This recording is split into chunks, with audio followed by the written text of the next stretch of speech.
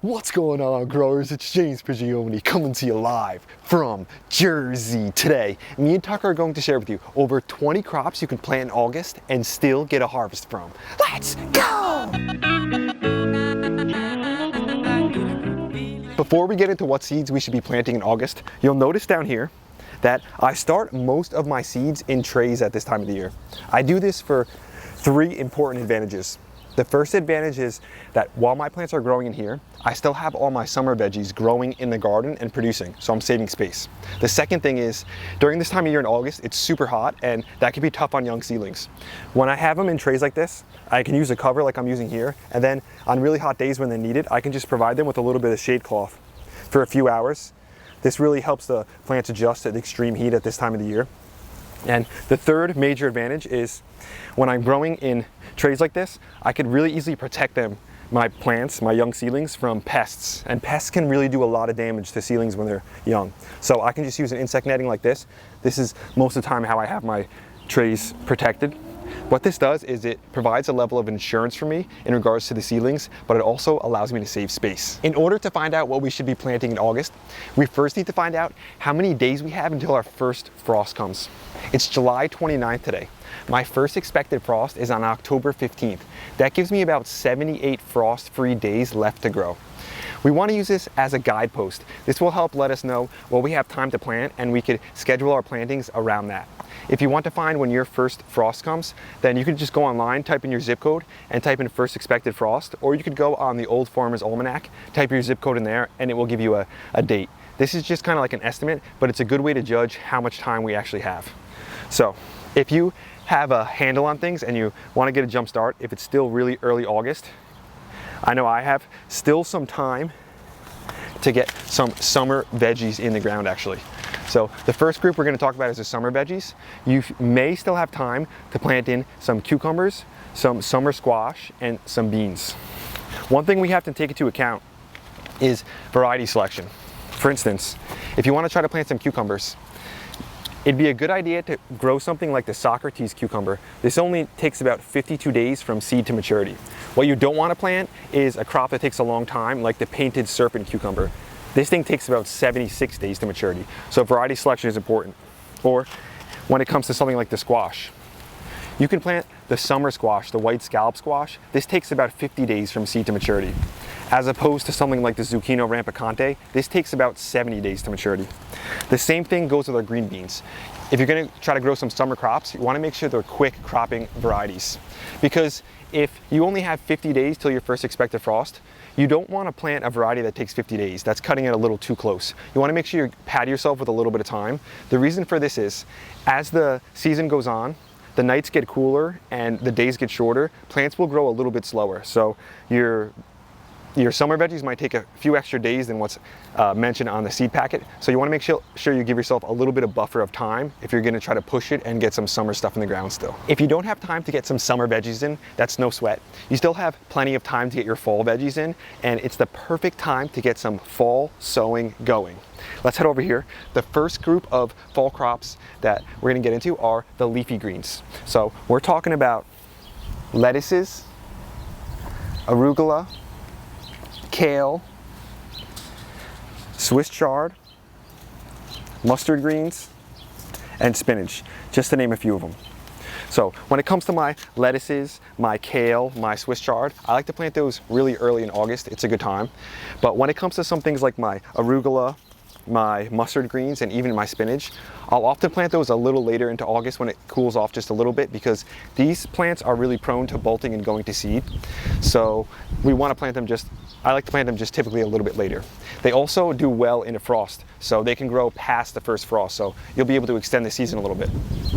When it comes to spinach, sowing it at this time of year and getting good germination is tough, because when it's hot outside, the germination rate for spinach drops to like 50% or below. So there's a really good way to get around that. One thing is to always use new spinach seed. Spinach seed doesn't last a long time. Every year you want to use new spinach seed. The second thing you can do is you can take your spinach seed, you can put them in the freezer for a few days. After that, take them out, wrap them in a moist paper towel, and then put them in the refrigerator for a few days. After that, take them out and then sow them into the ground. What we're doing is we're essentially mimicking what happens in spring and naturally out in the garden, where the seeds will kind of freeze over and then thaw out, because that's the kind of temperatures they like. It's like the stratification process, but we're doing it artificially. This will really help increase the germination rate of your spinach. Looks like the little boss was just hanging out here.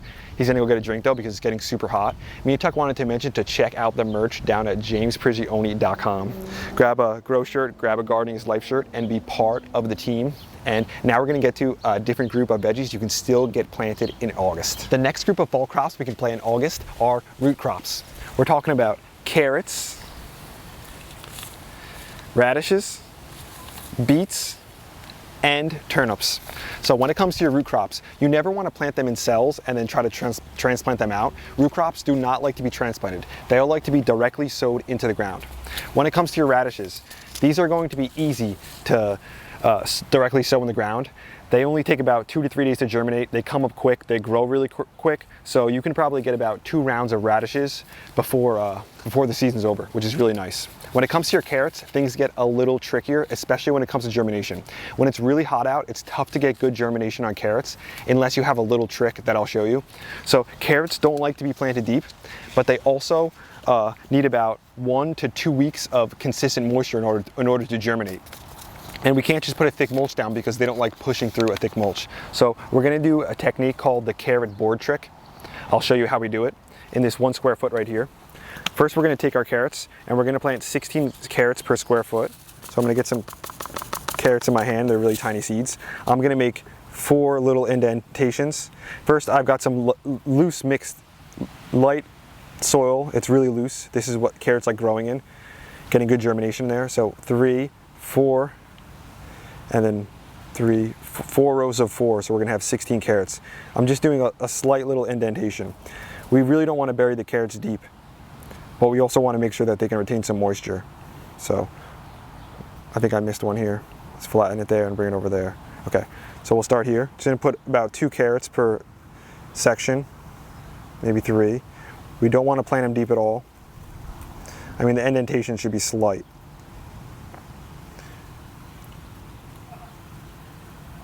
Even this is too deep here, just really almost a surface sowing. Here, here, here. Just gonna get all these in, just like that. I'm gonna put the extras back in here. Anything that falls can go down there. And then I'm just gonna barely cover them, just very slightly.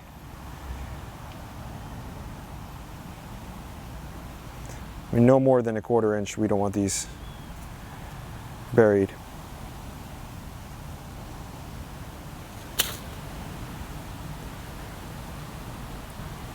Next thing we're gonna do is we're gonna water this square foot in.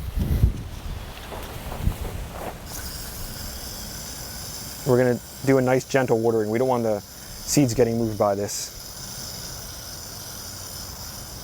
Water it in nicely.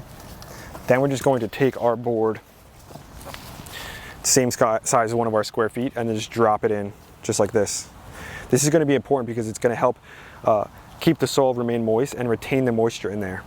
Again, carrots take about 1 to 2 weeks of consistent moisture in order to germinate. So what we want to do is come out here after about 5 or 6 days, lift up the board and see if we're starting to get germination. Once we see the carrots starting to sprout, we know that they're germinated, so we're going to take the board off. You don't want to wait too long. If you wait too long, your carrots are going to pop under the board, they're going to get all spindly and they're not going to grow well. So this is a really good way to get consistent, even germination when it comes to your carrots, because it's tough to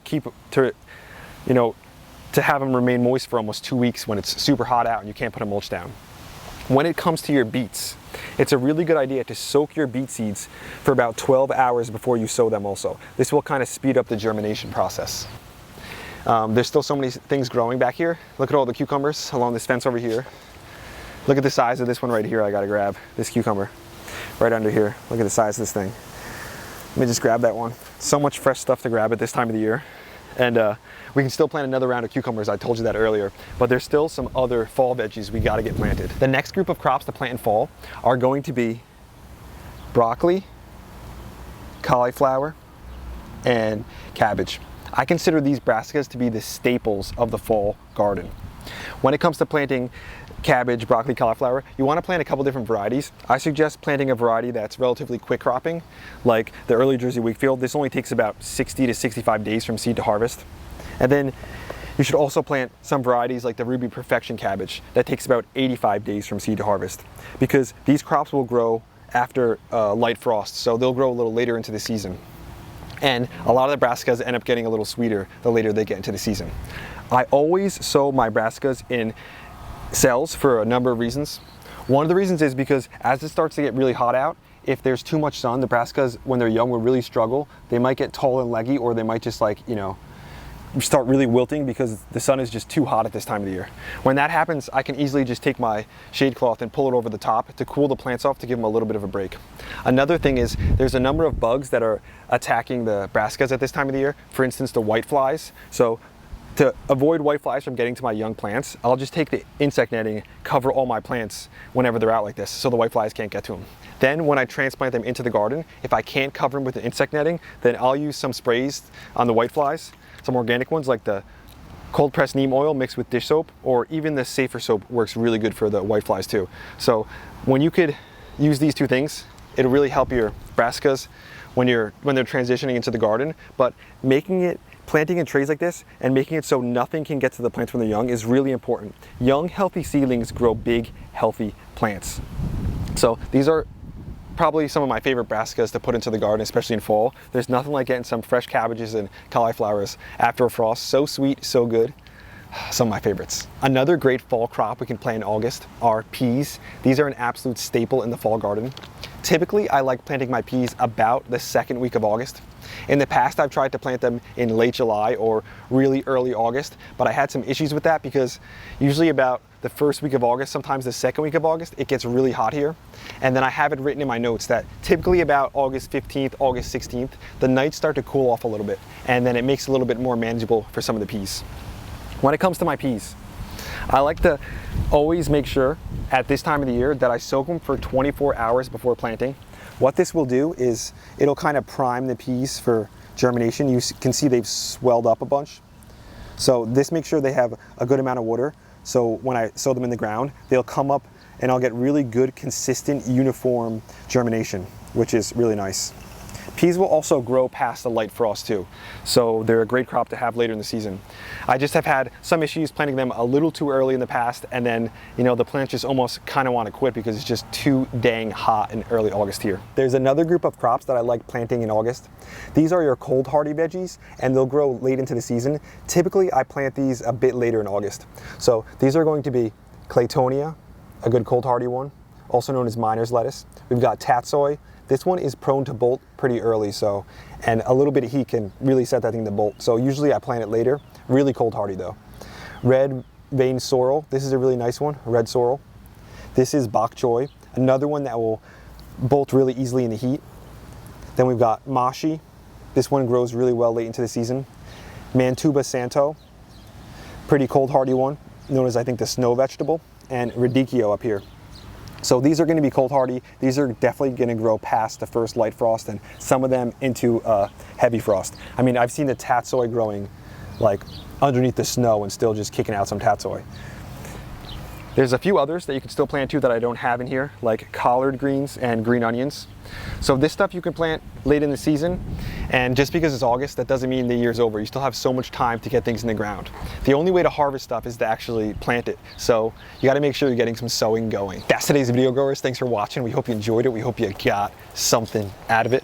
I'm telling you, it's a wicked hot day out here, and it almost seems counterintuitive on one of the hottest days almost of the year to be thinking about fall and what you're planting like later in the season. But that's how it has to be with gardening. It's all about looking towards the next thing. It's all about investing in the future and not getting too locked in and caught up on what's happening right now. So we had a blast out here. Tuck really hasn't been out here that much because it's just too dang hot. He's laying inside. He's got to try to remain cool. A lot of the plants, I mean, look at them over there, are starting to wilt badly, and we had a nice rain yesterday. We've got mulch down, but some days like this where it's just too dang hot. But again, we always got to be looking towards the future. If we want to get some big harvests in the fall, if we want to be eating cauliflower, cabbage, broccoli, we got to put the investments in now, because that's what's going to pay off for us. Me and Tuck wanted to mention to check out the merch down at jamesprigioni.com. Grab a grow shirt, grab a Gardening is Life shirt, and be part of the team. We also wanted to send a thank you to one of our new channel members, Paula Evans. Thanks for being a part of Team Grow. Thanks for having your hand in everything we're doing out here. Your contribution means a lot to me and Tuck. If you want to join the team, just go scroll down a little bit and you'll see the Join Now option right by subscribe. Just hit that Join Now button, be part of the team, and have your hand in everything that's going on out here. With the heat, we're also getting some nice tomatoes, so soon there's going to be more harvest coming down the pike. I mean, look at this plant here. We've got more tomatoes over there. So tomatoes are starting to come in heavy. There's one of the first Hartman yellows that are ready. Hartman's yellow gooseberry. Let me grab one. I haven't had one of these yet this season. Let me just take a little bite of it.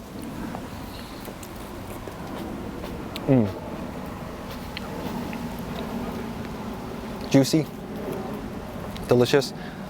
The plane above is telling us it's time to call it a video. We had a lot of fun. I wish Tuck was out here more, but we don't want to push him to come outside when it's just this hot outside. So James and Tuck will be back to you again real soon. We